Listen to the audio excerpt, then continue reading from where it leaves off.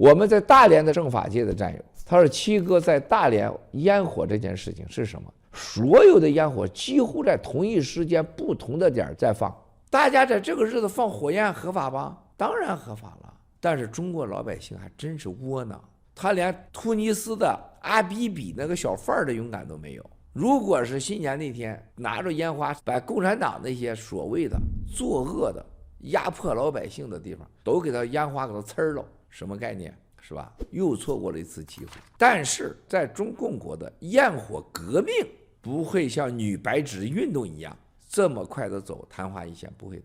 老百姓突然间发现我们放的人多，他就管不了了。女白纸运动抓了将近2万多人问话抓捕，追究责任现在听说达到大概400-500人。但是焰火革命是全国性的，他抓不完的，他也就不敢那么抓了。更重要的事情，发现这招管用，而且真不行，焰火革命就叫火烧中共革命，完全可以做到。这在2017年我就说过，100万人待在天安门，共产党就没了。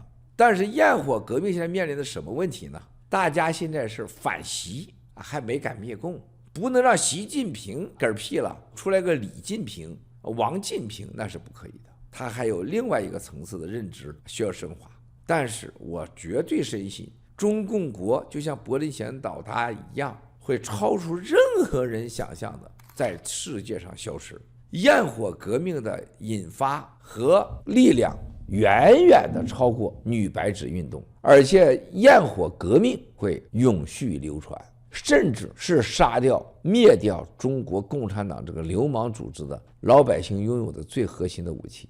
未来的汽车、汽油、烟花还有火柴、纸张、易燃物品都将是未来灭共的最好的武器，而且又便宜又好用，还好获得，而且消灭那些让你杀掉你父母孩子的共产党，还能保护自己。焰火革命是否能在中共国成功，不是我说的，是这几天从1号到现在是全世界的政府在谈的，不用多，还有300天，你们会知道火的革命在2022年年底到2023年起到什么作用。焰火革命会成功，焰火革命是爆料革命研发出去的一场分支革命，它所有的灵感和来源和操作者都是来自爆料革命。